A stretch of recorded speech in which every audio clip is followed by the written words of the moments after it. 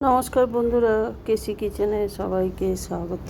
আজ আমি নিয়ে এসেছি একটা ভীষণ টেস্টি কচুর রেসিপি।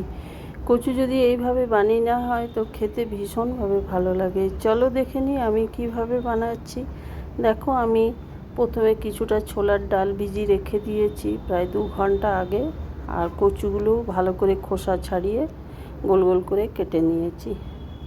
এবার এইদিকে একটা কড়াই চড়িয়ে তার মধ্যে সর্ষের তেল কিছুটা দিলাম, একটা শুকনো লঙ্কা 2 টুকরো করে দিলাম, 1 চামচের মতো গোটা জিরে ফোড়ন দিয়ে দিলাম, আর দিলাম কিছুটা গোটা গরম মশলা। এই মশলাটা কিন্তু ভালো করে খুন্তিতে করে একটু ভালো করে নেড়ে চেড়ে নেব। যখন এটার মধ্যে মিষ্টি গন্ধ বেরোবে তখন এতে আমি আদা, জিরে আর কাঁচা লঙ্কা পেস্ট করে রেখেছি সেই মশলাটা আমি দিয়ে দিলাম। আমি এইটা রান্নাটা সম্পূর্ণ বাটা মশলা দিয়েই করব। মশলাটা একটু বেশ ভালো করে নেড়ে চেড়ে নেব বা তেলের মধ্যে একটুখানি কয়েক সেকেন্ডের জন্য ভেজে নিলাম। এবার এর মধ্যে হালকা জল দিয়ে এটাকে কষাবো। এরই মাঝখানে এর মধ্যে আমি পরিমাণ মতো নুন দিয়ে দিলাম, হলুদ 1 চামচ দিয়ে দিলাম,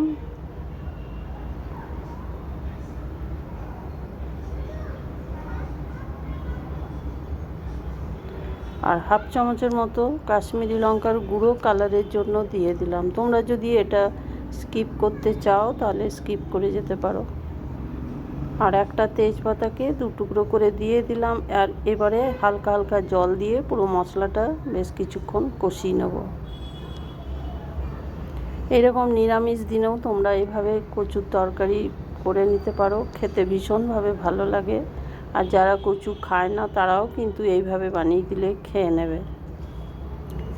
এরপরে দেখো, ওইদিকে যে ছোলার ডালটা আমি ভিজিয়ে রেখেছি সেই ছোলার ডালটা আমি মশলার মধ্যে দিয়ে দিলাম। নিয়ে ছোলার ডালটা দিয়ে দেওয়ার পরেও 1 মিনিটের জন্য এটাকেও একটু কষিয়ে নেব। এইবার ওইদিকে যে কচুগুলো আমি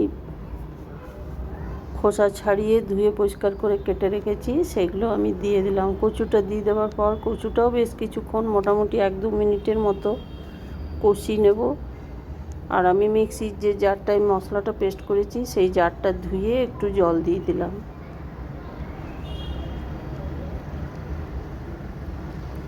জলটা দিয়ে ভালো করে দেখো মাঝে মাঝে ঢাকা দিয়ে দেবো, তাহলে কিন্তু কচুটা অনেকটা সেদ্ধও হয়ে যাবে আর কষানোটাও ভালো হয়ে যাবে। কচুটা দেখো ঢাকা দিয়ে ঢাকা খুলে আমি আবার কষিয়ে নিচ্ছি।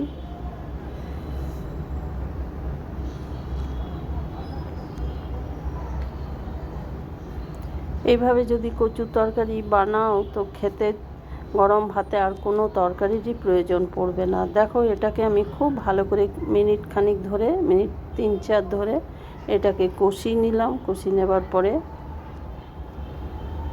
কিছুটা আমি এইদিকে দেখো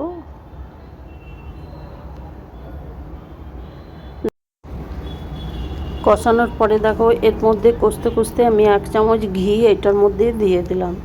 অনেকে হয়তো তোমরা নামানোর ঠিক আগে দিয়ে থাকো, আমি কিন্তু ঘিটা দিয়ে মশলাটা কষিয়ে নিই, তাহলে কিন্তু তরকারির টেস্ট ভীষণভাবে ভালো হয়। আর তরকারিতে ঘিয়ের গন্ধটাও থাকে না আর খেতেও ভীষণভাবে ভালো লাগে। দেখো, ঘিটা দিয়ে আরও 1 মিনিটের জন্য এটাকে একটু কষিয়ে নিচ্ছি।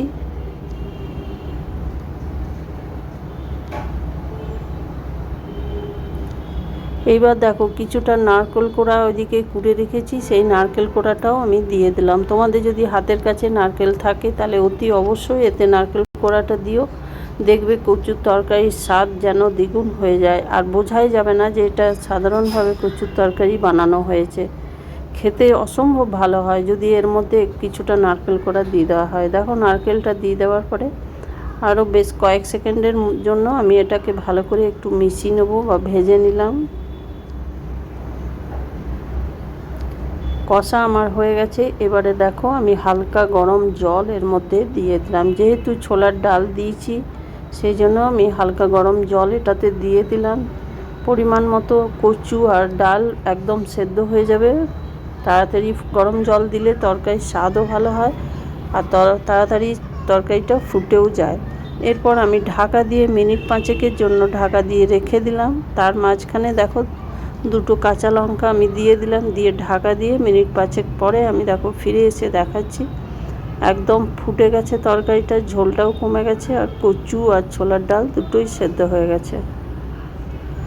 দেখো আমি হাতায় করে করে দেখিয়ে দিচ্ছি, খুব সুন্দরভাবে সেদ্ধ হয়ে গেছে।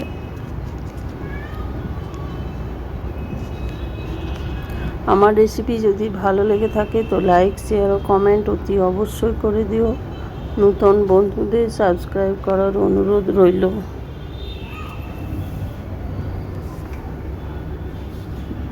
এরপরে দেখো নামাবার ঠিক আগে কিছুটা ধনেপাতা আমি ওপর থেকে ছড়িয়ে দিলাম। নিরামিষ তরকারিতে ধনেপাতা দিলে কিন্তু খেতে ভীষণ ভালো লাগে। দেখো হাতায় করে আমি কচুগুলো একটুখানি ভালো করে মাখা মাখা বা ঘাটা ঘাটা করে দেবো, তাহলে তরকারিটা একদম বসে যাবে, খেতেও ভীষণ ভালো লাগবে। এরপরে আমি গ্যাসটা বন্ধ করে দিলাম, নিয়ে ঢাকা দিয়ে কিছুক্ষণ রেখে দেওয়ার পর একটা বাটির মধ্যে উঠিয়ে সার্ভ করে দিলাম। তোমরা সকলে ভালো থেকো, সুস্থ থেকো। ফিরে আসছি পরের কোনো রেসিপি নিয়ে। ধন্যবাদ।